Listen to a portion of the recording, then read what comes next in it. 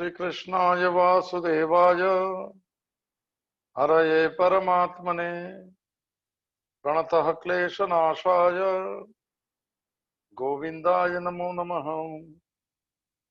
अखण्डमण्डलाकारं व्याप्तं येन चराचरं तत्पदं दर्शितं येन तस्मै श्रीगुरुवे नमः। ॐ श्रीहरिं परमानन्दम् उपदेष्टारम् ईश्वरं व्यापकं सर्वलोकानां कारणं तं नमाम्यहम्। भवतापप्रणाशिन्ने आनन्दघनमूर्तये ज्ञानभक्तिप्रदायिन्ने मातस्तुभ्यं नमो नमः। ॐ सर्वे भवन्तु सुखिनः सर्वे सन्तु निरामयाः सर्वे भद्राणि पश्यन्तु मा कश्चित् दुःखभाग् भवेत्। ॐ शान्तिः शान्तिः शान्तिः। सच्चिदानन्दरूपाय विश्वोत्पत्त्यादिहेतवे तापत्रय विनाशाय श्रीकृष्णाय वयं नमः। मंगलम भगवान विष्णु मंगलम गरुड़ध्वज मंगलम पुंडरीकाक्षो मंगलाय तनो हरिः। जय स्वरूप समझा बिना पाम्यो दुःखानंत समझा व्यू जय पद नमो श्री सद्गुरु भगवंत। अज्ञानम प्रभवम सर्वम ज्ञानेन प्रविलीयते।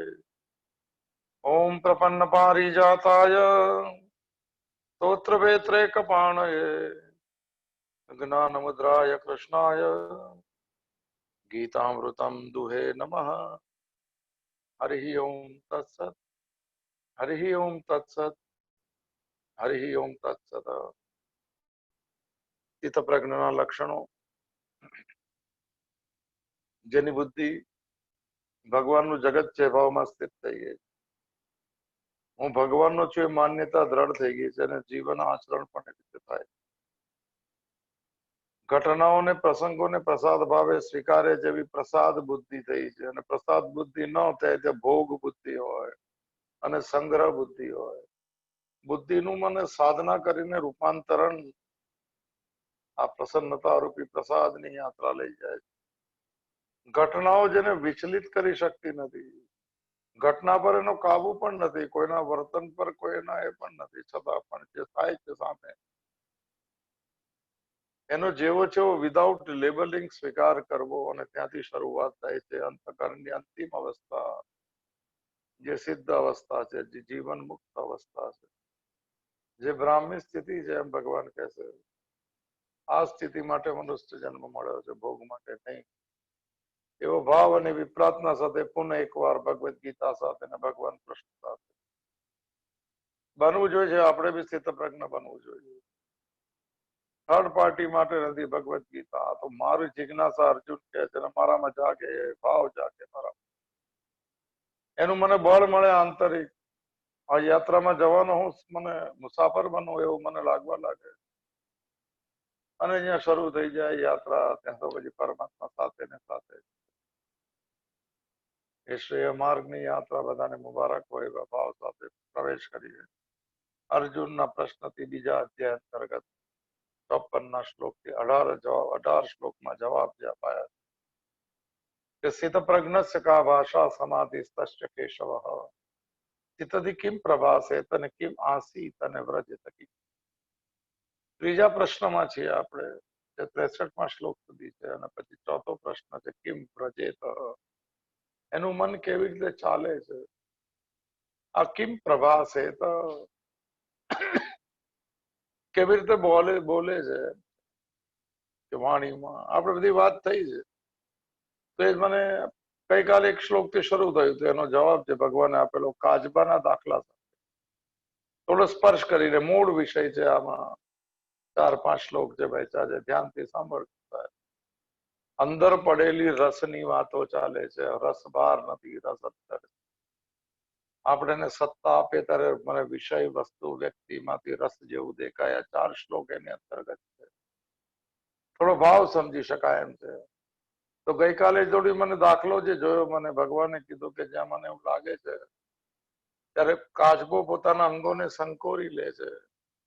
વિષયોના આકર્ષણ કે વિષયોના મને જેના પર આક્રમણ જેવું લાગે છે, મનની વૃત્તિ કાબુમાં નથી રહેતી, ત્યારે એને અંદરથી સંકોરવાનું, બહારથી નથી સંકોચવાનું. આંખ બંધ નથી કરવી, ઉપવાસ નથી કરવો, પણ અંદરથી જેની સાથે ન જોડાવાની આ સાદી યાત્રા છે. હવેનો શ્લોક છે રસવૃત્તિને વહી દેવાની ભગવાનમાં, એ આત્મામાં.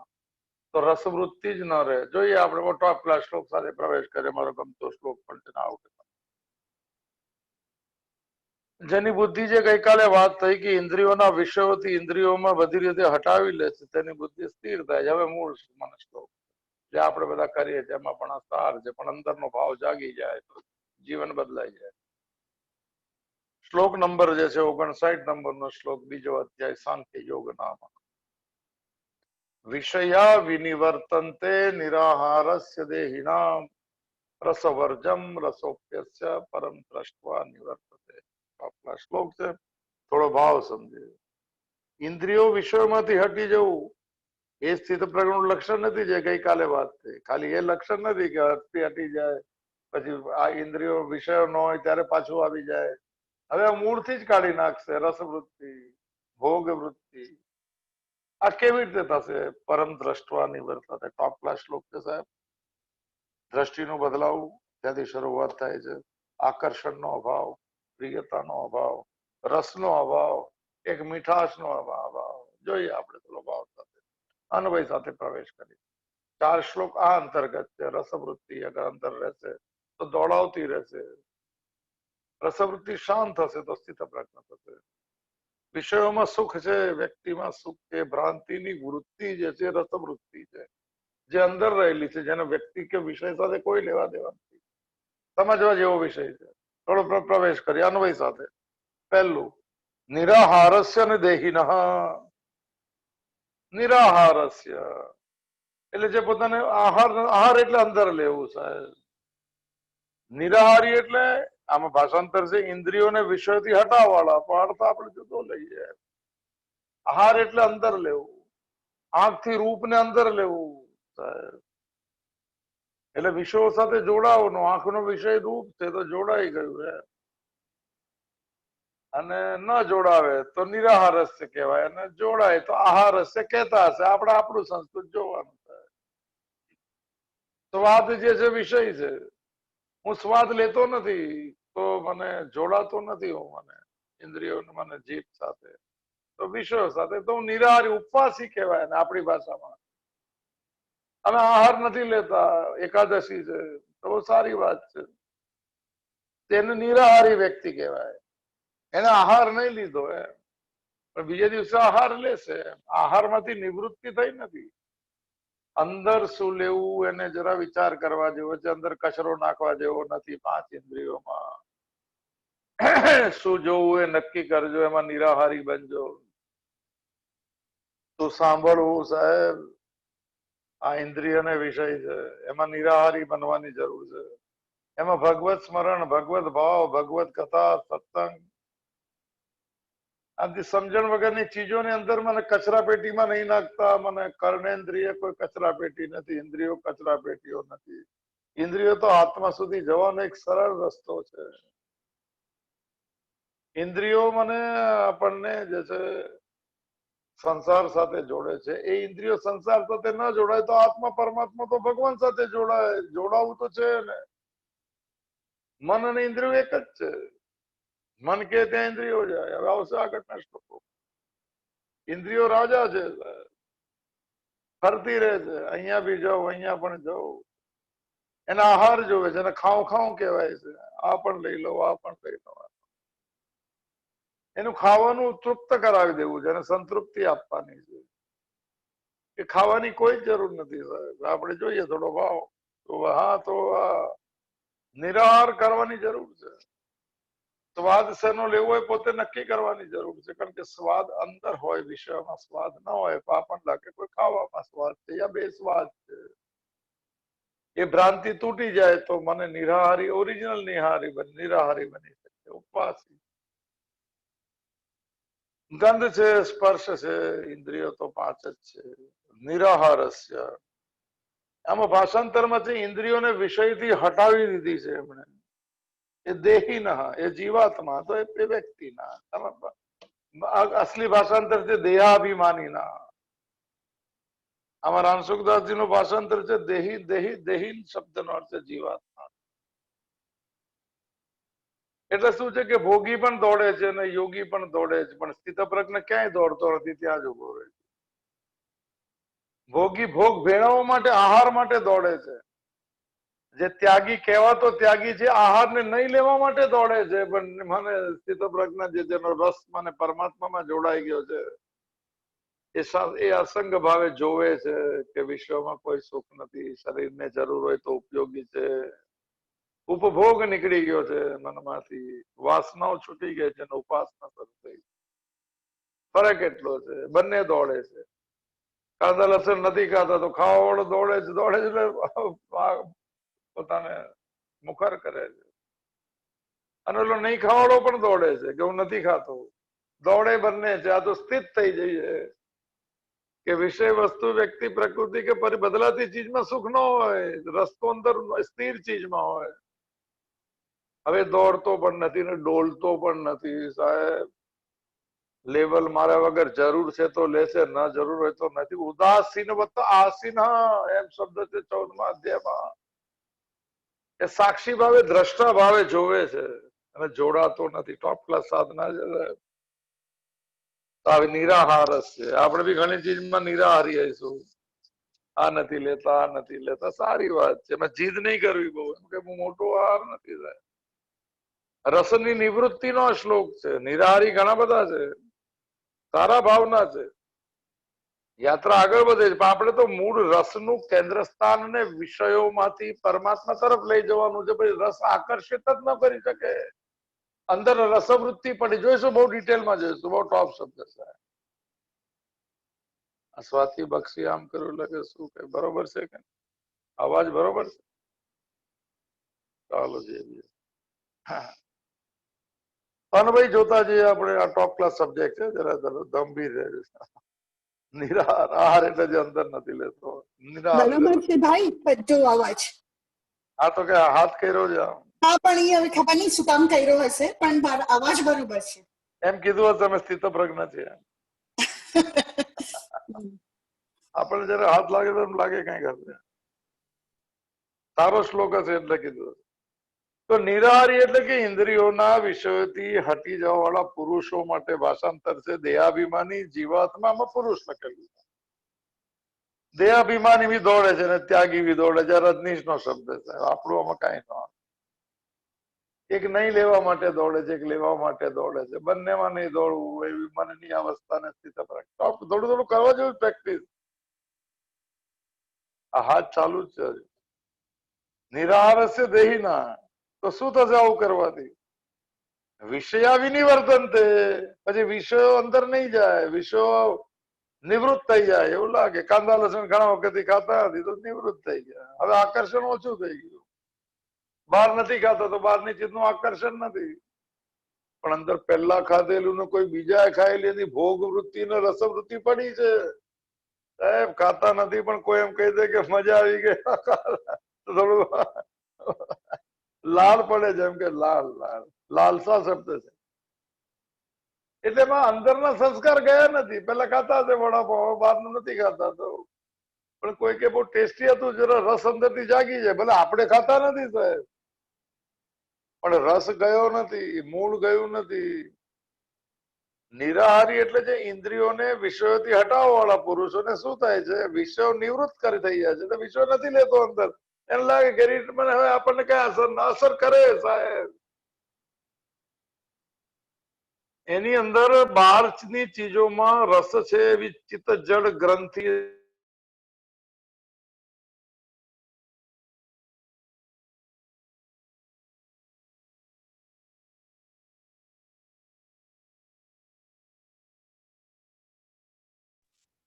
હરિઓમ. તો આ વિશ્વ નિવૃત્ત થઈ જાય છે, પરંતુ હવે શ્લોક છે રસવર્જમ પરમ દ્રષ્ટવા અસ્ય રસ અપી નિવર્ત. શું ભાઈ શું અન્વય? પરંતુ આ સારું છે, ઘણા દર આપણે ઘણી ચીજ નથી લેતા.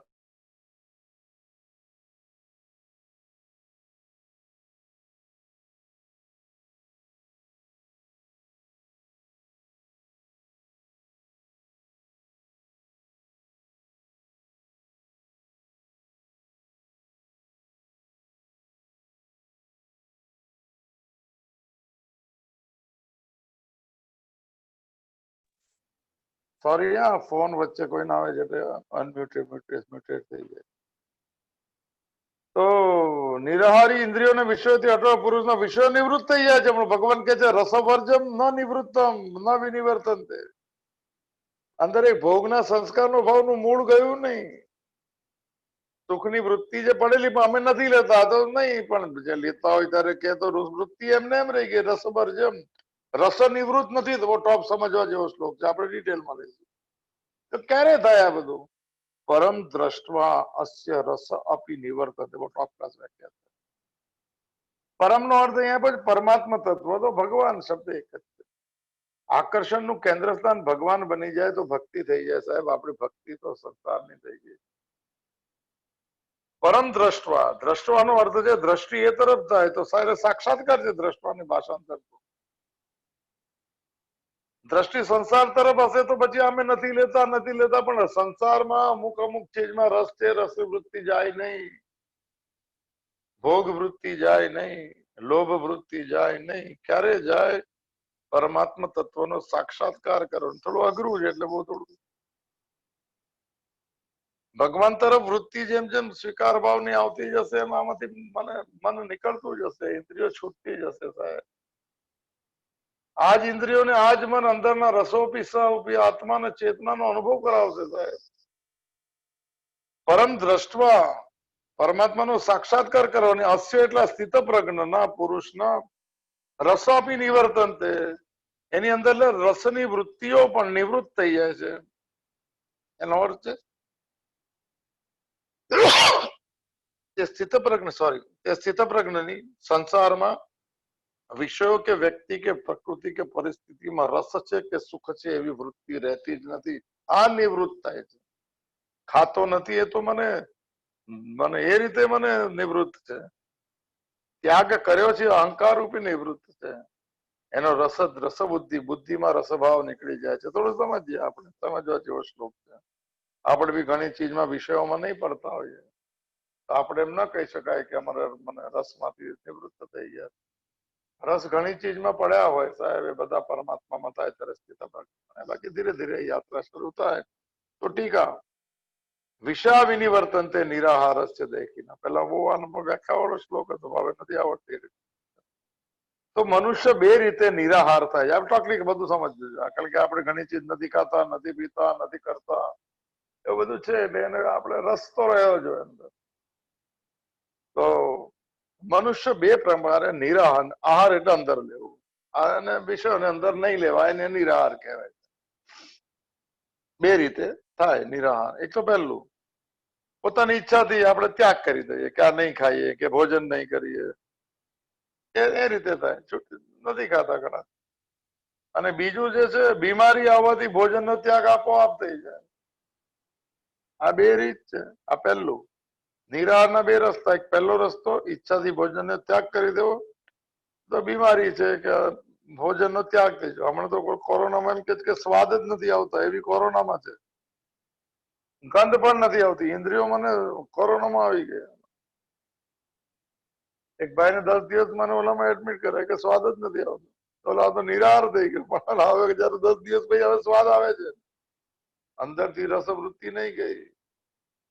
બીમારી આવી એટલે ભોજનનો ત્યાગ થઈ ગયો, સ્વાદ નથી આવતો. ઘણા જણા અમે નથી ખાતા, બહુ સારી વાત છે. ખાવાનું તો શરીરને આપવાનું છે, આત્માને પોતાને માટે તો મને બ્રહ્મભાવનો આનંદનો ભોગ લેવાનો છે સાહેબ.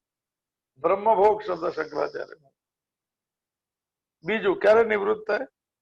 સગળા વિષયનો ત્યાગ કરી દેવો, એકાંતમાં બેસી જવું, મન તો ઇન્દ્રિયો દોડતી હોય કે અહીંયા જવું છે અને પાછી લઈ આવવાની. આ બધી મને દમની સાધના છે. શમ દમ આ બધા સાધના અંતર્ગત છે. આપણે બહુ ડિટેલ નથી લેવી. આ બધું કરવા વાળાને પણ જે વાત કરી કે ત્યાગીના બી છૂટે છે એવું લાગે છે, ભોગીના બી છૂટે છે અમુક ચીજમાં એવું લાગે છે, પણ રસ પડ્યો હોય છે. આપણે જોઈશું રસની વ્યાખ્યા. અહીંયા ઇન્દ્રિયોને વિષયોથી હટાવવાળા સાધકને માટે નિરાહાર છે. બધા પૂછ કે અમે નથી કરતા, અમે નથી લેતા, અમે આમ છે, અમે આમ છે. બહુ સારી. અને રોગી હોય તેના મનમાં આવી વાત રહે છે કે શું કરવું, ખાવું તો છે પણ શરીરમાં પદાર્થોનું સેવન કરવાનું સામર્થ્ય નથી. એ તબિયત ઢીલી થઈ ગઈ છે. ખાવું તો છે આને તો ક્યારે ખાતા, તબિયત મજબૂત થાય ત્યારે. એ દિવસે રસ જતો રહ્યો, એ દિવસે ઉપવાસી છે. આ ટેમ્પરરી ઉપવાસી, એકાદશી નો ઉપવાસ, શ્રાવણ માસ, પુરુષોત્તમ માસ. હવે તો બધા ગયા બધા તહેવારો. હવે તો દિવાળી નો તહેવાર, હવે તો સુગરલેસ બધી ખબર ને, સુગરલેસ ક્યાંથી આવી ગયું? સુગર માં એવું કઈ થાય નહીં એટલામાં. એક શું આવે છે, શું નામ છે એનું?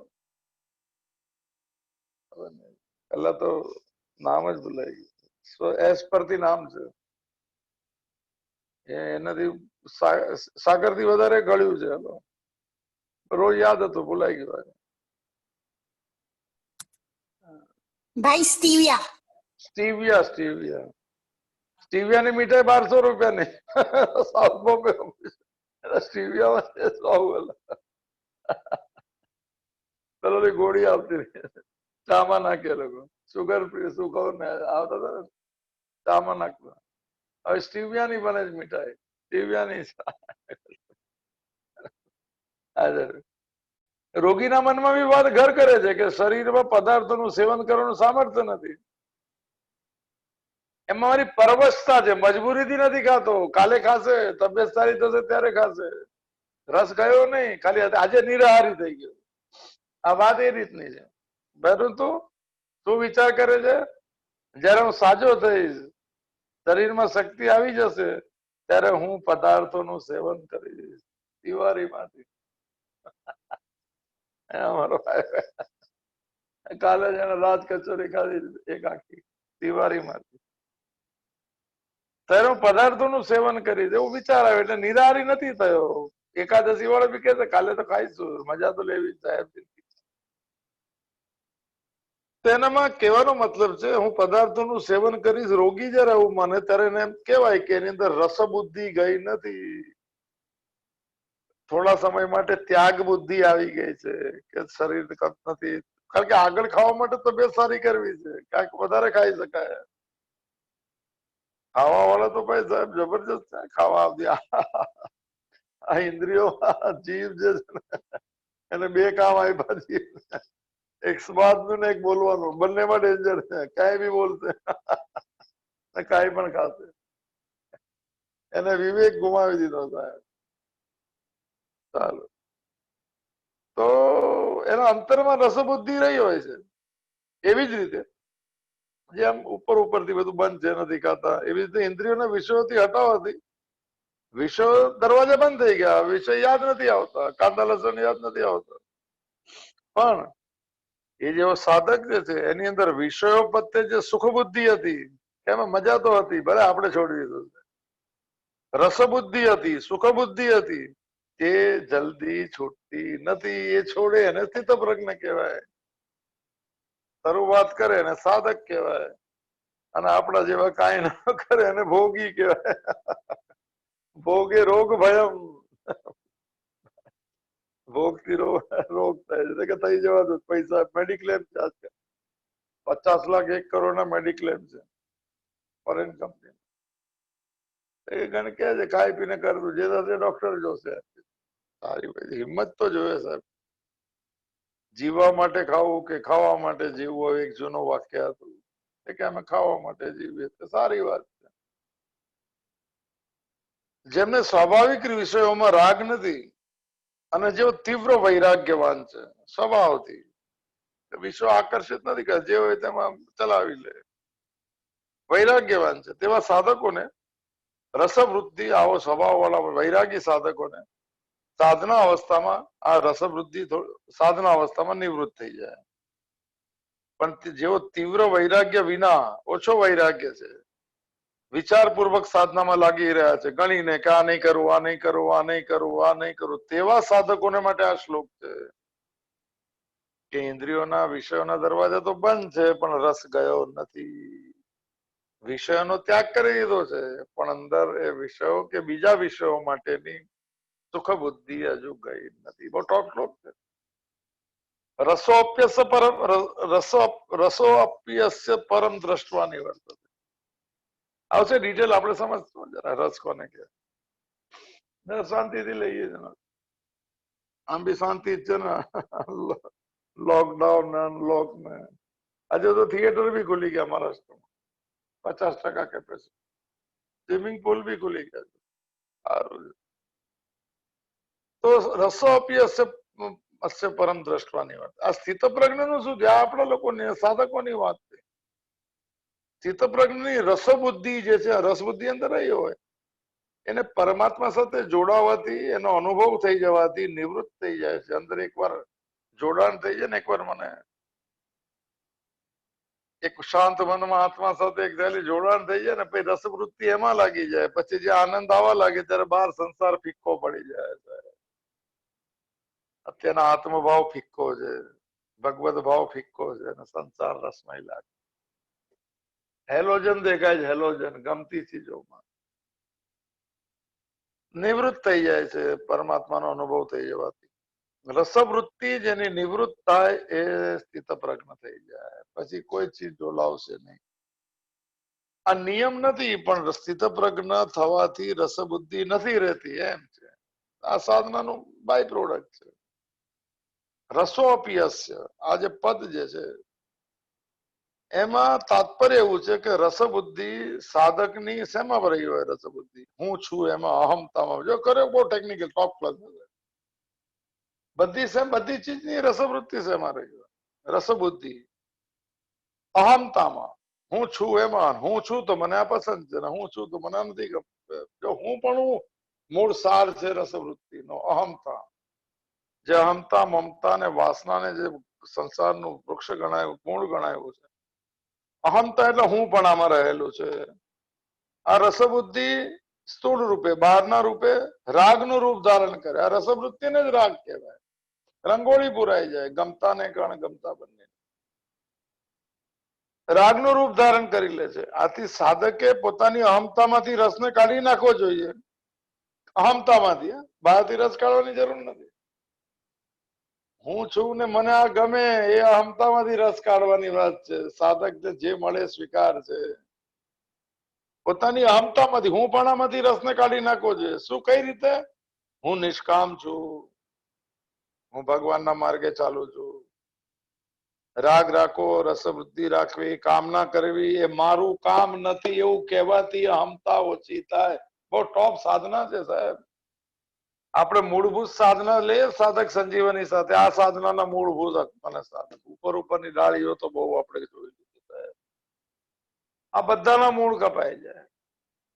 હું ભગવાનનો છું એમ કહીએ. તમારે કોઈ પણ ચીજમાં રાગ નહીં રાખવો જોઈએ. ભગવાનમાં રાગ હોય ને અનુરાગ કહેવાય. એને માટે સંસારમાં વૈરાગ્ય રાખવાનો, તો ભગવાનમાં અનુરાગ આવે. રાગ હોય ત્યાં સુધી રસવૃત્તિ હોય, વૈરાગ્ય હોય ત્યાં સુધી અંદર પડી હોય, અને અનુરાગમાં રસવૃત્તિ બધી 100% પરમાત્મા તરફી થઈ ગઈ. કૃષ્ણ દર્શન, લાલસા સહિત ગોપી ભાવ. હવે ભાવ બદલાઈ ગયો. હવે રસ ભગવત ભજનમાં આવે છે, રસ સત્સંગમાં આવે છે. લોકોને રસ મને જપ કરવામાં આવે છે,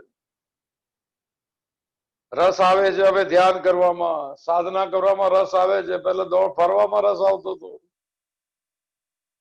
રસની મને માત્રા બદલાઈ ગઈ, રસનું મને સ્થાન બદલાઈ ગયું. રસ એનો એ જ રહ્યો પણ પર રૂપાંતરિત થઈ ગયો. એટલે તો કૃષ્ણનું નામ છે રસરાજ. રસો વય સ આત્માનું લક્ષણ છે. બધા જ રસ આત્મામાંથી આવે છે, પણ લાગે છે કે બહારથી આવે છે. અંદર પડેલા જોઈશું એ પણ આપશે સંવિધાન. આવો ટોપ વિષય તેમ કહી દે કે હું તો નિષ્કામ છું, મારે તો જે મળે ચલાવી લેવાનું. મારે રાગ રાખવો, આમાં મળે એવી કામના કરવી, એ મારું કામ નથી. આ રીતે નિષ્કામ ભાવનો સાધના કરવાથી, નિષ્કામ થવાનો ઉદ્દેશ કરવાથી પણ ધીરે ધીરે અંદર રહેલી બુદ્ધિમાં આમાં રસ છે એવો ભાવ નીકળતો જાય અને ત્યાં જ્યાં પરમાત્મા તત્વનો અનુભવ થઈ જાય ત્યારે અંદર રહેલી રસવૃત્તિ સર્વતા નિવૃત્ત થઈ જાય કે રસરાજના ચરણોમાં બધા રસ અર્પિત થઈ જાય. હવે બસ સંસારમાં ચિત્ર દેખતા કરતું. પેલા વિષયો દેખાતા હતા, પેલા વ્યક્તિઓ દેખાતી હતી, આવા પ્રસંગ થાય એવું દેખાતું, હવે દેખાવું બંધ થઈ ગયું, માર્ગ બદલાઈ ગયો. તો ચાલો આપણે સમજીએ કે રસ શું છે સાહેબ. ટોપ વિષય છે એટલે આ 4 શ્લોક એના પર. કોઈ પણ ચીજના ભોગોમાં સત્તા અને મહત્તા માનવાથી, જે ચીજમાં એમ કહો કે આમાં મજા આવશે એને મહત્તા આપી દીધી તમે, છે નહીં એમાં, આપણે એને ઇમ્પોર્ટન્સ આપી દીધું. જડ ચીજોમાં આના સિવાય ન ચાલે એવી માન્યતાને, એને સત્તા ને મહત્તા આપી કહેવાય. ટેકનિકલ મોડે કરજો. શરીરને આપણે સત્તા ને મહત્તા આપી છે તો શરીર ભાવ છૂટશે જ નહીં. મને ગમતી ચીજમાં સત્તા ને મહત્તા આપી દો. શાસ્ત્ર ગમે તેટલું કે વિશ્વમાં સુખ નથી, સુખ તો અંદરથી આવે છે. અમારા જેવાને કેટલી ખબર પડે, આને બધી ખબર પડે ક્યાં જવું, કેવી રીતે જવું, કેટલો હિસાબ કિતાબ કરવો. હોશિયારી દુનિયાભરની છે, ખોટી જગ્યાએ લગાડી દીધી સાહેબ. યોગ કર્મ શું કૌશલમ, કુશળતા તો કર્મ કરવામાં છે અને કર્મની સાથે સંબંધ છોડવામાં છે અને કર્મ કરવામાં છે. તો હા બસ હવે ટેકનિકલ સમજી લે. કોઈ ચીજના ઇન્દ્રિયોના વિષયો કે વસ્તુ કે વ્યક્તિ કે પરિસ્થિતિમાં હું સત્તાને મહત્તા આપું કે આ જ જીવનનો આમાં જ મૂળ મજા છે એવું માનવાથી અંતકરણ એટલે કે મનમાં એ જે ચીજને માની એને ભોગ કહેવાય. એના પ્રત્યે શું થાય, સૂક્ષ્મ ખેંચાણ થતું જાય, સૂક્ષ્મ ખેંચાણ. પછી અંદર સ્ફૂર્ણ થવા લાગે ને પછી એમ લાગે કે હવે તો પાછું લઈ લે, પૂરું કરી નાખે, વડાપાઉં ખાઈ લે. સૂક્ષ્મ ખેંચાણ થાય કારણ કે અંદર એનો ભાવ જાગેલો છે, એને સત્તા આપી છે કે આમાં સુખ છે. સત્તા આપણે આપીએ છીએ સાહેબ. મીઠાઈમાં સુખ છે, મીઠાઈ વાળા માને છે, નથી માનતા એના માટે બીજામાં સત્તા ને મહત્તા આપશે. આપણે કોને સત્તા ને, મમતા બી સત્તા ને મહાનતાથી અપાય છે, મહત્તા ત્યાં અપાય છે કે આ મારા છે એટલે હું મને મહત્વતા આપી દઉં અને મારા નથી તો એનો મને નથી, મને ઉપેક્ષા કરતો. તો એક સૂક્ષ્મ ખેંચાણ, 3 શબ્દો મોડે કરજો સાહેબ. એક અંદરથી સૂક્ષ્મ ખેંચાણ થાય, યાદ આવે કે જરા. પછી બીજું એમાં પ્રેમ થવા લાગે કે આના સિવાય જીવનમાં કઈ છે. અને ત્રીજું એક મીઠાશ પેદા થાય મનમાં, વિચાર કરવાથી. ગલગલિયા થઈ ગયા વિચાર કરવાથી. કે ખાવા જવાનું, ખાવાના શોખીન લોકોને તમે જુઓ એટલે આમાં બધી ઇન્દ્રિયોમાં લાગે. આપણે બહુ વિષય ઓછા આવડતા નથી એટલે આમાં જઈએ. પેલા તો એમ કે જમવાનું હોય તો પેલા આગલા દિવસ સવારના હોય ઓલું શું કે નાત જમવાની હોય તો રાતના ન જમે લોકો કે વધારે ખવાય. લાગેલા ગમે તેટલી વૈરાગ્યની વાત કરો, 56 ભોગ તો ભગવાનને ધરાવવાના ખાવાના પોતે. 56 ભોગ જે છે ને, ભોગ 56 જાતના હોય ને ભગવાનને અર્પણ કરી દેવા અને કહેવાનું રસરાજ તમારી જે તમે તમારા સ્વરૂપનો આનંદ લેવો છે. તો કોઈ પણ ચીજ પ્રત્યે અંદરથી ખેંચાણ થાય, થોડો પ્રેમ લાગે, લાગણી લાગવા લાગે અને થોડી મીઠાશ પેદા થઈ જાય, એને રસ કહેવાય સાહેબ. લો આવો રસ ની વ્યાખ્યા ઓફિશિયલી આ પહેલી વાર હું સાંભળું છું. આ બધું કોઈ એટલે દાખલા તરીકે શું લોભીને શું મને લોભીને 3 ચીજ શેમાં થાય, સૂક્ષ્મ ખેંચાણ, પ્રેમ અને રસ. મોડે કરજો, મને તો યાદ નહીં રહે. જેને રસ કહેવાય છે. લોભીનો રસ શેમાં છે, રૂપિયા મળી જવામાં છે. ભોગીનો રસ શેમાં છે, એના ભોગ મળી જવામાં છે. કામી વ્યક્તિને સ્ત્રી મળી જાય તો એના અંતરમાં પ્રસન્નતા જન્મે છે, એને રસ કહેવાય સાહેબ. કામી નારી પિયારી જીમી અને લોભી ગીનત જીમી દામ. તુલસીદાસજી નું મન તો આખું ભૂલી ગયો ચોપાય કે ભગવાનની રામની ભક્તિ કેવી રીતે કરી કે લોભી જે મને પૈસાનું મને વિચાર કરતો હોય હંમેશ, અને કામી મને જે છે સ્ત્રી કે પુરુષ નું વિચાર કરતો મારું એવું રામ સાથે જોડાય જાય. કામીની નારી પિયારી જીમી, લોભી પિયારી જીમી દામ. પછી આગળ નથી આવડતું. એવી રીતે મનની વૃત્તિ પણ રામ તરફ ખેંચાણ થઈ જાય. રસનું બદલવું છે સાહેબ. બહુ ટોપ ક્લાસ સબ્જેક્ટ છે સાધના કરવા માટે સાહેબ. પોતાની જાતને સમજીને એમાંથી છૂટવા માટે આવડે એટલે મૂળ તો સમજાય ગયું. ડાળીઓ તોડીને તો મને સારી વાત છે. નિરાહાર બનશું આપણે, સ્થિત બુદ્ધિ નહીં થાય. નથી ખાતા કે નથી જતા એમાં બી તો વિરોધ થઈ જશે. પ્રજ્ઞા હલી જશે, બુદ્ધિ ડોલી જશે. કોઈ માણસને રૂપિયા મળી જાય, કામી વ્યક્તિને સ્ત્રી મળી જાય તો અંદર શું એક પ્રસન્નતા જન્મે, એને રસ કહેવાય. ભોગ ભોગવ્યા પછી માણસ શું બોલે છે કે બહુ મજા આ ગયા. આને શું કહેવાય? આને રસની સ્મૃતિ કહેવાય. જો આ બધું ભાઈ બહુ ટોપ સાહેબ. રસની વાગોળવું, જેને પ્રમોદ શબ્દ આપણે જોઈએ તો આનંદમય કોશ. રસની સ્મૃતિ રહે. એમ કે બધું ખાધેલું મજા આવી કે બધું પૂરું થઈ ગયું સાહેબ. આ રસ જે છે ને અહમમાં રહે છે, હું પણ આમાં. જેનું ટેકનિકલ નામ આપ્યું ચિત્ત જડ ગ્રંથિ કહેવાય છે. શરીર છું એ ભાવ છે, પણ ચૈતન્ય મારું સ્વરૂપ છે. સુખ ચૈતન્યમાંથી આવે, પણ ચિત્ત જડ ગ્રંથિ નો અર્થ છે હું ખાલી શરીર છું, આમતા છે. તેમ લાગે કે આમાંથી આવ્યું. આ ટેકનિકલ છે. આ રસનું સ્થૂળ રૂપ રાગ છે, એને સુખાશક્તિ કહેવાય પહેલી વાર. અને એક મિનિટ, આ રસનું સ્થૂળ રૂપ એટલે જયારે વિષયોમાં આવે ત્યારે સુખાશક્તિ બને. જ્યાં સુધી કોઈ ચીજ મળી જાય ને એમાં સુખમાં રસ બુદ્ધિ રહે છે, ત્યાં સુધી આપણી પ્રકૃતિ અને તેના કાર્યની પરાધીનતા રહે છે. આપણે મજબૂર છીએ. રસવૃત્તિ બુદ્ધિ નિવૃત્ત થવાથી વિશ્વ પરાધીન કરે છે. જેના વગર ન ચાલે બધી ચીજ પરાધીન કરે છે. અને મારી જાતે કોઈ પણ ચીજ વગર સ્વતંત્ર રૂપે મને સુખ લઈ શકતો હોઉં તો મને પરાધીનતાથી મુક્તિ થઈ ગઈ. રિમોટ મને કંટ્રોલ જે છે વિષયોના હાથમાં આવી ગયો, વ્યક્તિના હાથમાં આવી ગયો. તો પરાધીનતા રસબુદ્ધિ નિવૃત્ત થાય તો પરાધીનતા નષ્ટ થઈ જાય. પછી ભોગોમાં સુખની પરવશતા કે મજબૂરી રહેતી નથી અને ભોગોની ગુલામી છૂટી જાય છે. બહુ ડિટેલમાં હજુ આગળ પણ છે. હિંમત હોય તો સાંભળજો. છોડવા કે નહીં છોડવા આપણા ઉપર છે, પણ આ સાંભળેલા સંસ્કારો કોઈ પણ જન્મમાં કામમાં લાગશે જયારે સાધક બનશો ત્યારે. ભલે આવું લાગે છે કે આમાં શું, આપણે શું ફરતા જ રહેવું છે બજારમાં. કોઈ આપણા નથી ને આપણા બનાવીને દુઃખી થવું છે શું સાહેબ? જેમાં સુખ નથી એમાં દોડતા રહેવું છે શું? અને જે આનંદ મળેલો છે એમાંથી છૂટતા જવું છે શું? નહીં. થોડું ગંભીર બનવાની જરૂર છે સાહેબ. સત્સંગ સારો છે, જીવનમાં આચરણ મૂકવા માટે છે, એમાંથી કોઈ સૂત્ર લેવા માટે છે. ચૂકી ન જાય મોસમ જોઈ લેજો સાહેબ. જ્યાં સુધી મનની અંદર અથવા અંતકરણ શબ્દ એક જ વપરાય, કોઈ ચીજમાં ભોગોની સત્તા એટલે છે આમાં સુખ એવું માન્યતા, ટેકનિકલી સત્તા ને મહત્તા સમજ એનું મહત્વ રહે છે. એમાં ગમતાપણું રહે છે. 3 શબ્દ આપણે જોયો તો હવે યાદ નહીં. ભોગોમાં રસવૃત્તિ રહે છે ત્યાં સુધી પરમાત્માનો અલૌકિક રસ અંદર રહેલો છે, પ્રગટ થતો નથી. આ પથ્થર પડી ગયો સાહેબ.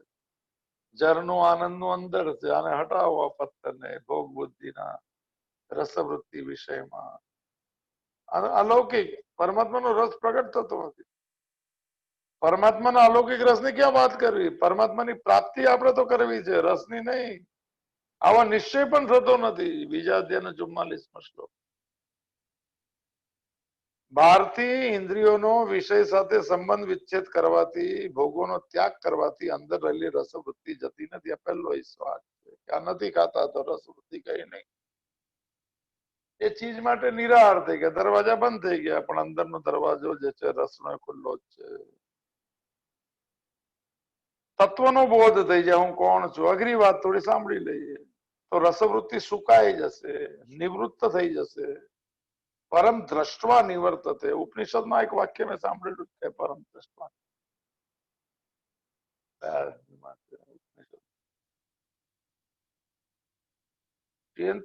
કર્મણી તસ્મિન દ્રષ્ટા, ત્યાં તસ્મિન દ્રષ્ટા પર આવે.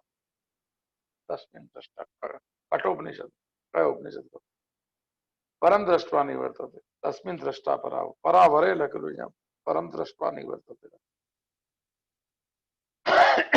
અઘરું થોડું જોઈ લીધું સંસારથી હું થોડો ભિન્ન છું સાક્ષી છું પરમાત્માથી હું એક જ છું એવી અભિન્નતાનો અનુભવ થઈ જાય ત્યારે નાશવાન એટલે બદલાતી ચીજમાં સુખના સંસ્કાર રસ જે પડેલો છે એનો ભાવ નિવૃત્ત થઈ જાય નાશવાન રસની નિવૃત્તિ થઈ જાય તો અખંડ રસ જેનું નામ આનંદ છે જાગૃત થઈ જાય એટલે ટેકનિકલ બહુ છે પણ તો ભાઈ મને લાગે છે કે આવો ટોપ ક્લાસ વિષય છે પહેલી વાર આવ્યો થોડું લઈ લઈ આજે કે થોડું આગળનો શ્લોક એના પર છે તત્વનો બોધ થઈ જાય તો રસ સંપન્ન પડે નષ્ટ થઈ જ જાય છે પણ તત્વબોધ થતા પહેલા સાધક હોય ત્યારે શું કરવું થોડી થોડી ઉપેક્ષા કરવી જ્યાં મન કહેતું હોય કે આમાં મજા છે આમાં પ્રિયતા છે એને ઉપેક્ષા કરવી એવોઇડ કરવું બીજું વિચાર દ્વારા એને દૂર કરવું કે શરીરને જરૂર પૂરતું સારું છે સ્વાદ માટે શરીર નથી સ્વામિનારાયણ સંપ્રદાયમાં ને એમાં તો મને પાતળ જે બધા એક એક હોય છે પાછળ ને કહેવાય એમાં ખુશ્બુ આવતી હોય ભાઈ દાળ સાવ હોય લોકોને ખાવાનું બી ટોપ હોય એ આવી જાય તમારી પાતર બધા પાસે કઈક પાતર કહેવાય પતરાળા નહીં આવે પછી એમાં પાણી નાખી દેવાનું ને પછી મેળવીને ખાવાનું આ ખાવાનું ખાતા હતા મહાત્માઓ જે બેસ્વાદ ભોજન કરે છે ને મેં જોયા છે અન્ન ક્ષેત્રમાંથી દાળ સબ્જી આવી એક પાતળા પોતાની પાસે એમ કપડા જેવું હોય એમાં રસ જે બી મૂકે અને ગંગાજીમાં મૂકી રાખે તો તેલ બેલ મસાલો બધો જતો ને મને ખાય આ બધા માણસો પણ છે સાહેબ આ વૈરાગી છે યાત્રા કઈ છે ખબર નહીં પણ કરે તો છે સ્વાદ નો તો એને નિરાહાર કરી નાખ્યો રસ્તા રસ્તા બંધ કરી અમે જોયા છે લોકોને આ પણ છે ત્યાંથી શરૂઆત થઈ જાય બે નિસ્વાદ ભોજનની યાત્રામાંથી રસવૃત્તિ પણ ભગવાન તરફ રસવૃત્તિ જાય તો જ મૂળ નિરાંતમાં થાય તો ઉપેક્ષા કરવાથી વિચાર એટલે વિવેક કરવાથી કે આમાં નથી આમાં સુખ નથી એનાથી જઈ શકે સત્સંગ સાંભળવાથી જઈ શકે રામસુખદાસજી કહે છે ચોથું સંતની કૃપાથી પણ સંસારનો રસ નિવૃત્ત થઈ જશે એ દ્રષ્ટિ મહાપુરુષ સંશય જે વિવેક ચૂડામણીમાં કહે પામેલાની દ્રષ્ટિ પડે ને એ વિચાર કરે કે પરમાત્મા કેટલા જન્મ ભટકતો રહેશે ખાવા પીવામાં અને પામેલા પાસે એક ન માંગેલી એક સિદ્ધિ પરમાત્મા આપે છે અસ્તિત્વ એ ખાલી સંકલ્પ કરે ને પરમાત્મા એ પૂરો કરવા સ્વામી શિવાનંદજી નું વાક્ય છે ડિવાઇન લાઈફ મિશન વાળા સ્વામી શિવાનંદ તો વિચારથી જઈ શકે સત્સંગથી જઈ શકે સંતની કૃપાથી પણ રસ નિવૃત્ત થઈ શકે છે અને જેમની રસબુદ્ધિમાં રસભાવ નિવૃત્ત થઈ ચુકી છે એવા તત્વજ્ઞાની મહાપુરુષના સંગથી પણ રસવૃત્તિ નિવૃત્ત થઈ જાય કારણ કે એનો ઓરા પણ એ રીતનો છે કર્મયોગ જ્ઞાન યોગ અથવા ભક્તિ યોગ આ ત્રણેય સાધનોથી નાશવાન રસની નિવૃત્તિ થઈ જાય છે જેમ જેમ કર્મયોગ શું છે ભગવાન માટે કર્મ કરવું સેવા છે તો સેવાનો રસ લાગી જાય તો આ રસ છૂટી જાય જો આ બધી રસ આ રીત જોવો છે રસનું માધ્યમ જો બદલાઈ જાય તો ઓલો રસ જે છે મને સેકન્ડરી બની જાય આ પ્રાયોરિટીમાં છે રસ સંસારી કર્મયોગી એમ કે હું સેવા કરવા માટે કર્મ કરું છું ત્યારે એને શું થશે એમાં સેવાનો રસ લાગશે તો આ રસ છૂટી જશે જો આને વ્યાખ્યા કહેવાય સાહેબ સેવાનો રસ લાગવો લાગશે જ્ઞાન યોગમાં શું છે સાક્ષી બનશે તો એને તત્વનો અનુભવ થશે એનો રસ લાગી જશે ભક્તિ યોગમાં શું છે ભક્તિ યોગમાં ભગવાન સાથે જોડાયેલી વૃત્તિથી પ્રેમનો રસ મળશે ત્યારે આ રસ છૂટી જશે આમાં પણ છૂટશે સાહેબ પણ તીવ્રતા વધવી જોઈએ ઇન્ટેન્સિટી વધવી જોઈએ તેમ તેમ નાશવાન રસ આપે મને છૂટવા માંડશે કેવી રીતે બાળપણમાં રમકડામાં રસ પડતો હતો ત્યારે રસ હતો એમાં મોટા થયા તો રૂપિયા પૈસામાં રસ પડવા લાગ્યો તો શું થયું રમકડાનો રસ આપમેળે છૂટી ગયો એ જ રીતે સાધનામાં રસ પડી જાય તો ભોગોનો રસ આપમેળે છૂટી જાય તો વ્યાખ્યા જોવો સાહેબ લખ્યા ને રસબુદ્ધિના અસ્તિત્વમાં જયારે ભોગોની પ્રાપ્તિ થાય છે એટલે અંદર રસબુદ્ધિ પડી હોય અને કોઈ ભોગ સામે આવી જાય ત્યારે માણસનું મન પીગળી જાય છે. માણસનું મન પીગળી જાય તો પછી શું થાય છે એ ભોગોને વશ થઈ જાય છે. પણ રસબુદ્ધિ નિવૃત્ત થાય પછી જયારે ભોગોની પ્રાપ્તિ થાય છે ત્યારે એવા તત્વજ્ઞ મહાપુરુષના મનમાં લેશ માત્ર પણ કોઈ વિકાર પેદા થતો નથી. જે આવશે 70 નંબરનો શ્લોક, જેનું નામ છે આપુર્યમાણમ અચલમ પ્રતિષ્ઠમ સમુદ્રમ આપમ પ્રવિશંતિ યત્ર. એ તો પ્રકૃતિનું લક્ષણ છે. આ એનો દાખલો છે કે દરિયો જે છે સમંદર પૂર્ણ છે, પોતાની મને ધરીને છોડતો નથી કારણ કે પૂર્ણ છે. નદીઓના ગમે તેટલા જળ એમાં દાખલ થઈ જાય તો પણ એ પોતાની અચલમ પ્રતિષ્ઠા પોતાની ધરી છોડતો નથી. અને નથી આવતા કોઈ જળ તો પણ એ પોતે માંગતો નથી. આવે તો બધાનો સ્વીકાર છે, આવે કે ના આવે. એવી જે સ્થિત પ્રજ્ઞની વાત છે. એટલે આ વાત છે શું ચાલતી હતી એ તત્વજ્ઞ મહાપુરુષના મનમાં વિકાર પેદા, કારણ કે અંદરથી જ મને પૂર્ણતાનો અખંડ મને બહુ આજે સમજાવવું અઘરું છે પણ લીધું છે તો પૂરું કરતું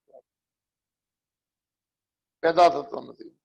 તેની અંદર કોઈ વૃત્તિ પેદા જ થતી નથી કે ભોગો તેને પોતાની તરફ ખેંચી શકે.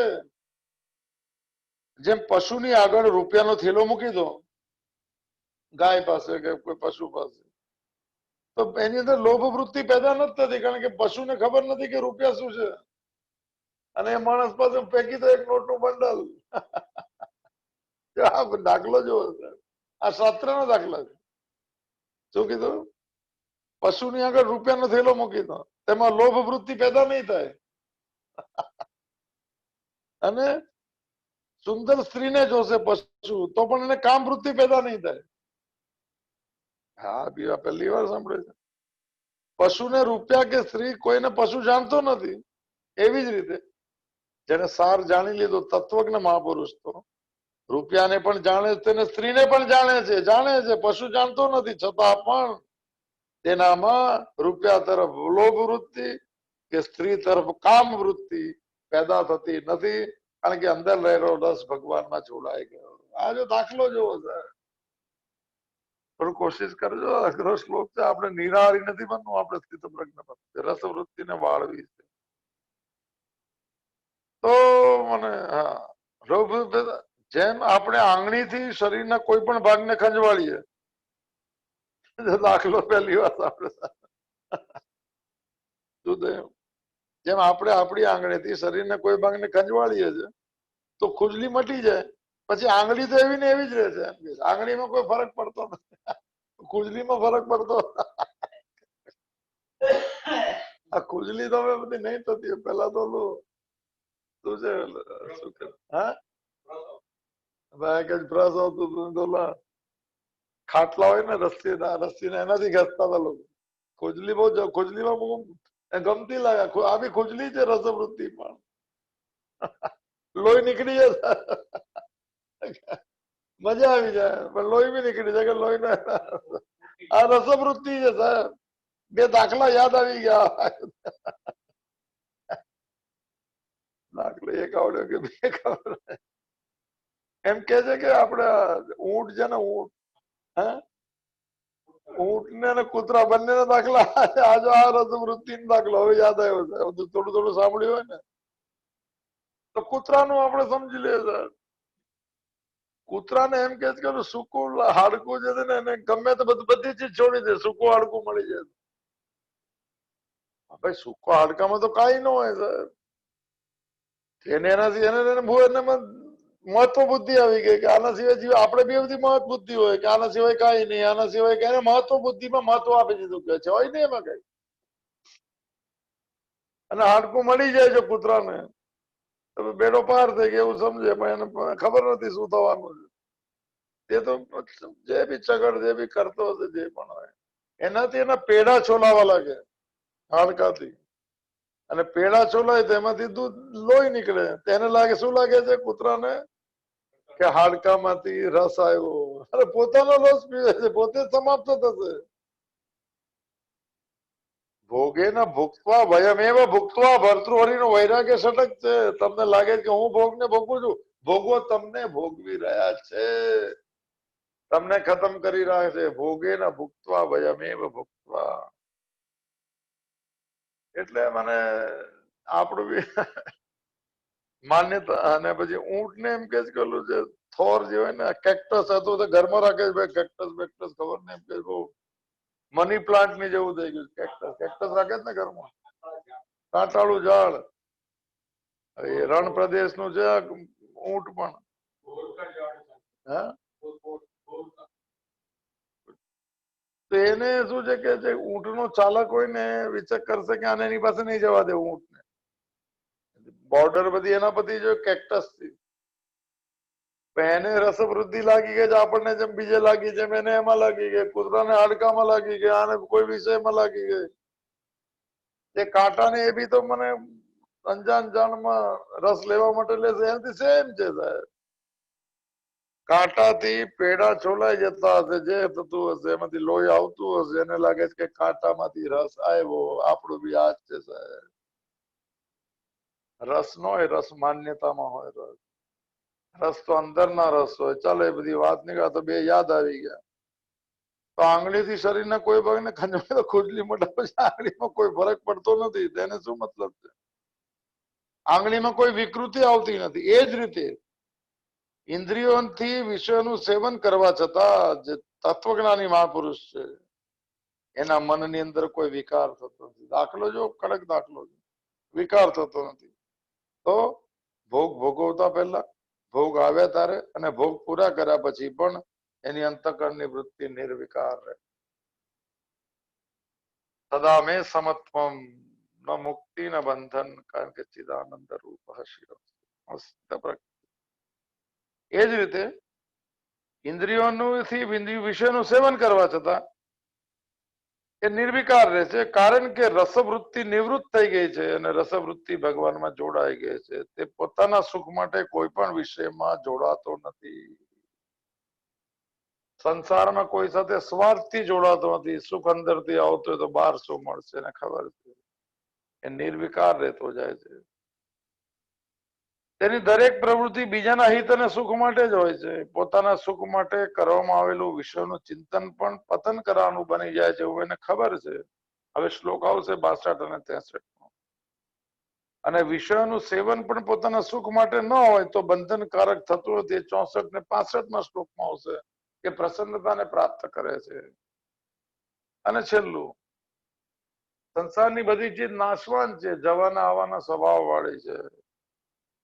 એમાં રસ તરત જ ઉત્પન્ન થઈ જાય અને વધારે સમય ન ટકે. સંસારના રસ 10 મિનિટ ખાઈ લીધું ભાઈ, કાંઈ નહીં, વાગોળો ભાઈ. સ્ત્રી છે કે ધન છે, વગેરેની પ્રાપ્તિના સમયે રસ પડે છે, પછી પ્રાપ્તિ પછી નથી રહેતો. ભોજન મળે ત્યારે જે રસ પડે છે કે પ્રત્યેક કોળીએ ઓછો થતો જાય છે. ભણવામાં મારા તો લો ઓફ માર્જિનલ ડિમિનિશિંગ યુટિલિટી એવો એક વાક્ય આવતું. એક રસગુલ્લો ખાવ તો મજા આવે, બીજામાં વધારે મજા, ત્રીજામાં વધારે, પછી ચોથામાં ઘટતું જાય. એ જ ચીજનું પ્રમાણ જેમ વધતું જાય, લો ઓફ માર્જિનલ ડિમિનિશિંગ યુટિલિટી. આ સંસાર બી એ જ રીતનો છે. કારણ કે આ બધી મને જે છે નાશવાન ચીજો છે. તો પ્રત્યેક કોળીઓ ઓછો થતો જાય, છેવટે પૂરેપૂરો થતો રહે. પૂરું થાય, જમવું બધું પૂરું થઈ ગયું. અને પછી અગર ખાવાનું આપે તો એને અરુચિ થાય કે ભાઈ લઈ જાઓ, નહીં છે. અચાનક અરુચિ થઈ ગયા. રાજભોગની કચોરી હમણાં ખાધી જ કાલથી. પરંતુ અવિનાશી આ બધા રુચિ પેદા થાય છેલ્લે. થોડું વધારે કાપે તો ઉભા થઈ જાય લોકો કે નહીં નાખતા. જબરજસ્તી આપવાવાળો બી બહુ. હવે તો કોઈ બોલાવતું જ નથી ઘરે, જગ્યાથી જમવાનું. અવિનાશી રસ ઓછો નહીં થાય. એ તો જેવો ને તેવો અખંડ રહેશે. નાશવાન રસનો ભોગ કરવાથી જડતા આવે,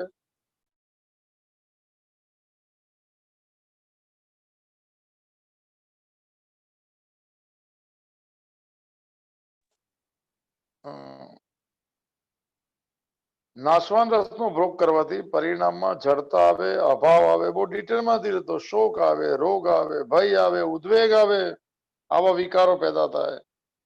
આ વિકારોથી ભોગી માણસ બચી નહીં શકે, કારણ કે આ ભોગોનું પરિણામ અવશ્યંભાવી પરિણામ છે દુઃખ. અને તેથી ભગવાને દુઃખોનું દર્શન કરવાની વાત કરી 13મા અધ્યાયના 8મા શ્લોકમાં. દુઃખ દોષાનું દર્શનમ એવું મને રામસુખદાસજીએ વ્યાખ્યા આપી છે. જન્મ મૃત્યુ જરા વ્યાધિ દુઃખ દોષાનું દર્શન. કામ વગેરે દોષોથી મુક્ત થયા પછી મનુષ્ય પોતાનું કલ્યાણ આચરી કરશે. આપણે 16મા અધ્યાયમાં જોયું હતું. ત્યાં થોડો અઘરો શ્લોક, આજે ફૂલ ડિટેલમાં લીધો, સરળ સરળ આવશે. રસની નિવૃત્તિ જેની ન થાય તો આપત્તિ શું આવે તો આવશે. ઇન્દ્રિયો ખેંચતી રહેશે, સ્થિર નહીં રહેવા દે, મન ડોલતું રહેશે કે ક્યારે આવશે.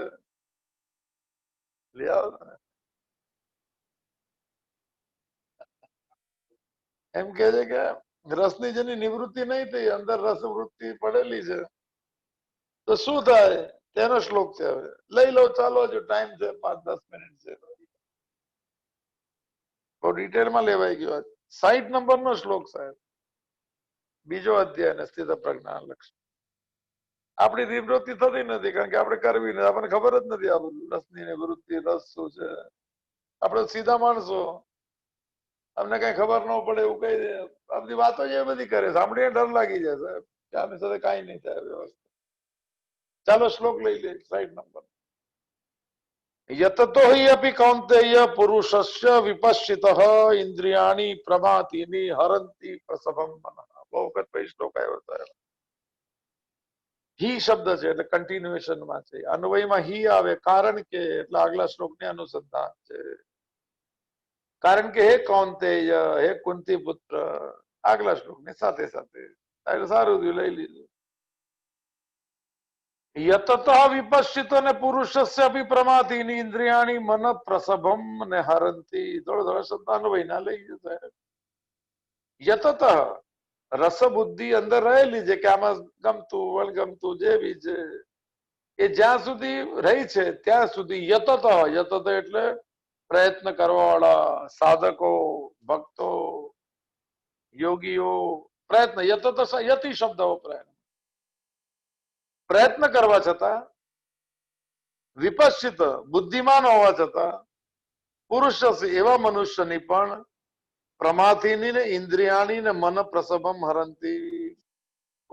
અને એ બુદ્ધિમાન મનુષ્યની પણ મંથન કરી નાખવાના સ્વભાવની ઇન્દ્રિયો તેના મનને બળપૂર્વક હરી લે છે. થોડું સમજીએ. પ્રમાથીની ઇન્દ્રિયો થઈ ગઈ. અર્જુને સવાલ પૂછેલો 6મા અધ્યાયમાં. ચંચલમી મન કૃષ્ણ પ્રમાથી બલવત દ્રઢમ. ત્યાં મનને પ્રમાથી કીધું. અહીંયા થોડું ઉપરથી સમજીએ સાહેબ, આપણને ખબર છે. ફરી એક વાર ઇન્દ્રિયો જે છે મનને સંસાર સાથે જોડે છે. આ જ ઇન્દ્રિયો અંતર્મુખ બની જાય તો આત્મા સાથે જોડી શકે. આ જ મન. દરવાજા બે છે, બહાર જોડાવું તો સંસાર, સ્થિર થવું અને પછી અંદર જોડાવું તો મને પરમાત્મા. થોડું બેઝિક સમજી લઈએ સાહેબ. આ 5 ઇન્દ્રિયો જે છે એના 5 વિષય છે. ઇન્દ્રિયો પર સત્તા હંમેશા મનની હોય. આ જો શ્લોક સમજવા જેવો છે કે અંદર આકર્ષણ એટલું થઈ જાય તો વિવેક ગુમાવી દે સાહેબ. મનનું નથી સાંભળતા. પોતાની આપણે કહે મન માનતું નથી, ખાય જ લો, ભલે ડોક્ટર ગમે તે કે. મન માનતું નથી સાહેબ, પ્રમાથી થઈ ગયું, ભોલોવી નાખે. તો એટલે ઇન્દ્રિયોને રાજા કીધી. ઇન્દ્ર શબ્દ છે. એ તો રાજા, એનો રાજા મન છે. મનનો રાજા બુદ્ધિ છે અને બુદ્ધિનો રાજા તો આત્મા છે. પણ આત્મા એને સ્પર્શ કરે છે, કઈ કરતો નથી. નિષ્કામ છે, નિષ્ક્રિય છે, નિર્વિકારી છે. હવે શું છે કે થોડું સમજ લે. નાનો શ્લોક આપ્યો રામસુખદાસજી. એટલે ઇન્દ્રિયાની પ્રમાથીની હરંતી પ્રસભમ મન. એટલે સમજો શું થયું કે ઇન્દ્રિય કોઈ સમજો કોઈ ખાવાનું જોઈએ છે, ખાવાની જ લઈએ, બીજું બધું ક્યાં રાખે. ઇન્દ્રિયોનો વિષય જોડાયો કે ભાઈ ચલો સ્વાદ, તો ઇન્દ્રિયો મનને રજીસ્ટર કરે કે આપણે કામની ચીજ આવી ગઈ, ગાડી ઊભી છે. આજકાલ તો ગાડી પર કોઈ ખાતા નથી. અમે લોકો જૂના જમાનાના જેટલા અમને ચાલી જાય, બસ આપણે બી ખાતા નથી. સુગંધ આવે જ ભાઈ, ગાડી ઊભી રહી ગઈ છે. તો એને સ્પોટ ઓફ એ મોમેન્ટ ઇન્દ્રિયોની નિયમ છે, એને મનને કહેવાનું સાહેબ હા, કારણ કે મન રજીસ્ટર કરે. ઇન્દ્રિયોને વડાપાવનું નામ ખબર નથી, ચિત્તને ખબર છે સાહેબ. અને જે ચીજ એને જોઈ ન હોય ને એનું નામ ન આવડે એને. હા, કોડિંગ કરે એટલે ખબર આપે એકદમ ઓન ધી સ્પોટ મનને કે સાહેબ આપણા કામની ચીજ છે. મનને બી ખબર છે કે આપણા કામની ચીજ છે, તો કે ચલો હો જાય. પણ પછી સાધના કરવા લાગી ગયા, યત તો થવા લાગ્યા આપણે કે નહીં રસ છોડવાના છે, છોડી દઈશું. ત્યારે શું થાય? ત્યારે મન કેમ કહી દે મને ઇન્દ્રિયોને કે આપણે નથી લેવું. ત્યારે ઇન્દ્રિયો સાંભળશે જ નહીં, મનને પૂછતી જ નથી આવી સાહેબ, કારણ કે એને ખબર છે બંને એક જ લાઈનના માણસો છે. આ સાધના કરે છે મન, ઇન્દ્રિયોને ખબર નથી. એટલે મન ના પાડે તો પણ ઇન્દ્રિયો મનને પૂછ્યા વગર એ તરફ દોડી જાય છે. એની સત્તા આપી દી. આટલા જન્મોથી ઇન્દ્રિયો માલિક બની ગઈ સાહેબ, અને મન એમને બેસી રહી ગયું. ઇન્દ્રિયાની પ્રમાતિની હરંતી પ્રસભમ મન. પ્રસભમ મન એટલે મને બળપૂર્વક હરી. પ્રસભમ નો અર્થ બળપૂર્વક.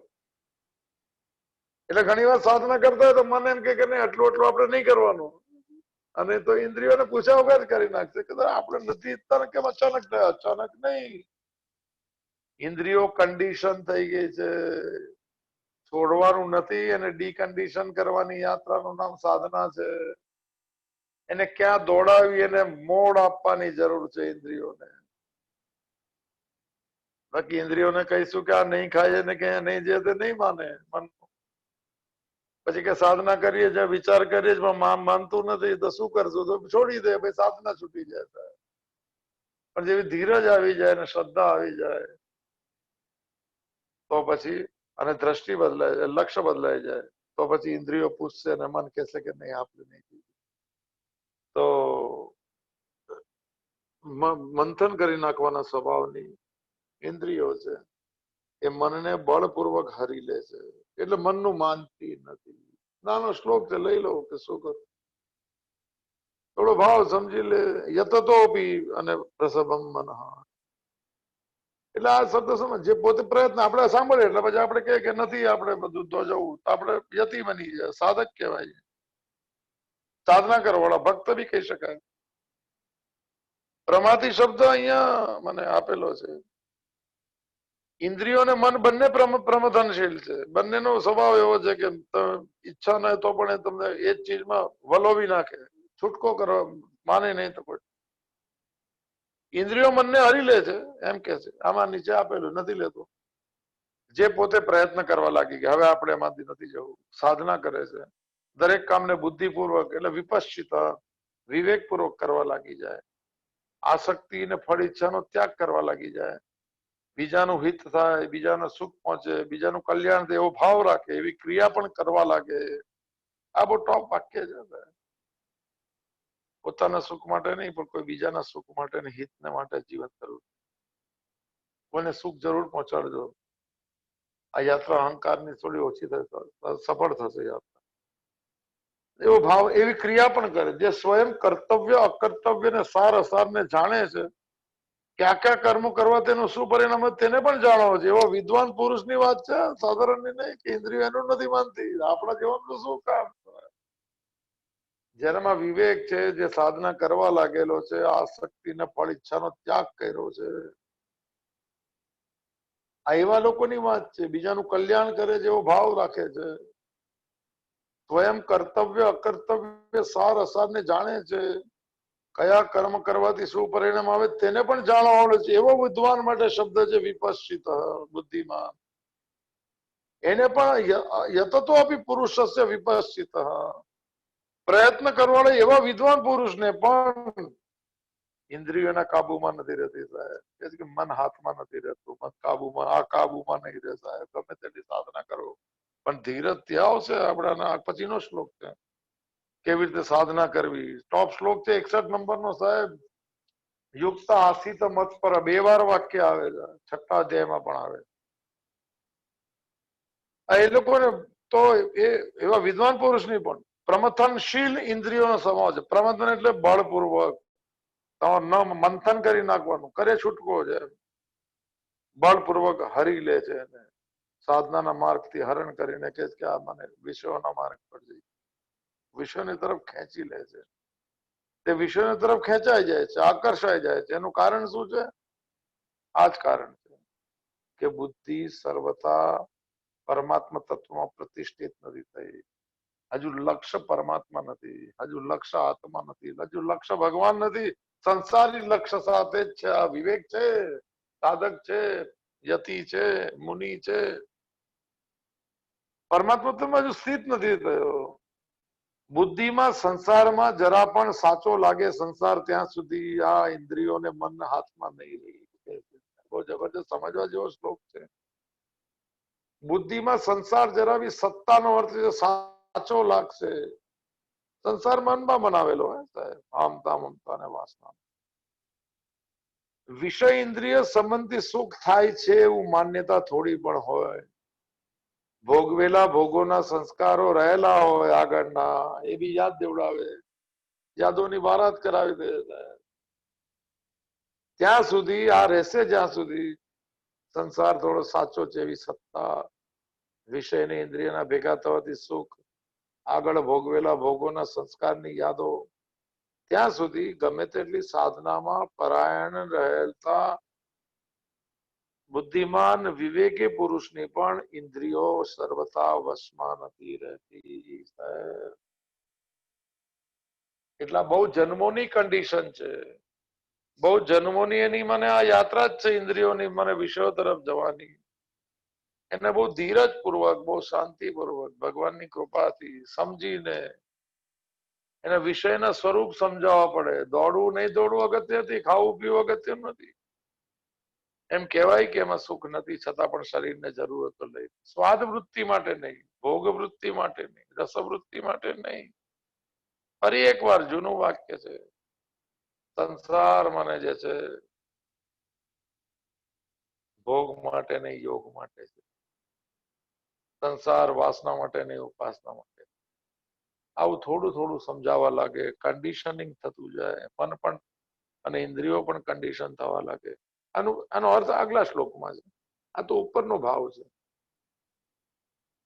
ઇન્દ્રિયો મન બુદ્ધિને પરાણે વિષયો તરફ ખેંચી લઈ જાય છે. એવા અનેક ઋષિઓના ઉદાહરણો છે. સ્વામી રામ સુખદાસજી કહે છે, સાહેબ 10,000 વર્ષનો તપસ્વી વિશ્વામિત્રને મેનકાના ઝાંઝરના અવાજથી આંખ ખુલી જાય અને એક નવી સૃષ્ટિ રચાય. ઋષિઓએ કહ્યું, સાહેબ આપણે બહુ ધીરજથી સમજીને કરાય, જલ્દી નહીં, ધીરે ધીરે રે મના, ધીરે સબ કુછ હોય. માલી સીંચે 100 ઘડા મગર ઋતુ આયે ફલ હોય. આ ભક્તિની મોસમ છે સાહેબ, પણ બીજ લગાડવા જેવું છે ભગવત પ્રાપ્તિનું. ઈશ્વરના અનુસંધાનના બીજ રોપવા પડશે ને ધીરે ધીરે રોજ સાધના સમજદારી પૂર્વક. ઋષિઓના મને ઉદાહરણો છે કે વિષયો આવતા વિચલિત થઈ ગયા છે. તો શું આમાંથી બોધ લેવો? છેલ્લું, આપણે સાધક બનીએ, ભક્ત બનીએ તો ઇન્દ્રિયો પર કદી પણ મારી ઇન્દ્રિયો વશમાં જેવો વિશ્વાસ નહીં કરવો. બહુ સરસ. કારણ કે ઇન્દ્રિયોને વશમાં કરી લેશે એની જ પ્રજ્ઞા પ્રતિષ્ઠિત છે. આના પછીનો શ્લોક છે, વશે હિ યસ્ય ઇન્દ્રિયાણિ તસ્ય પ્રજ્ઞા પ્રતિષ્ઠિતા. તો કારણ કે મને તો મારી ઇન્દ્રિયો વશમાં જેવો વિશ્વાસ ક્યારે નહીં કરવો, અને કદી પણ અભિમાન નહીં કરવું જોઈએ કે હું જીતેન્દ્રિય છું, મેં કામનાને વશ કરી લીધી છે. એવું ક્યારે પણ નહીં કરવું. કારણ કે અભિમાનની અહમતા જે છે મુક્ત નહીં કરાવી શકે. તો હવે ઇન્દ્રિય પ્રમાતિની જે એ સિદ્ધાંત છે, બુદ્ધિશાળી વિવેકી મનુષ્યના મનને પણ પરાણે વિષયો તરફ ખેંચી લે છે. તો શું કરવું સાહેબ? તાની સર્વાણી સંયમ્ય યુક્ત આસીત અને મતપર. 2-3 દાખલા છે. આસિત શબ્દ પણ છે, જે અર્જુનનો સવાલ છે કે કેવી રીતે બેસે છે. એનું મન ભગવત પરાયણ થઈને બેઠેલું છે. એ કાલે આવશે. આપણે બી થોડી થોડી શરૂઆત કરી ભગવાનને પ્રાર્થના સાથે. પૂર્ણમ અદઃ પૂર્ણમ ઇદં પૂર્ણાત પૂર્ણમુદચ્યતે પૂર્ણસ્ય પૂર્ણમાદાય પૂર્ણમેવાવશિષ્યતે. ઓમ शांति ही शांति ही शांति ही ध्रुते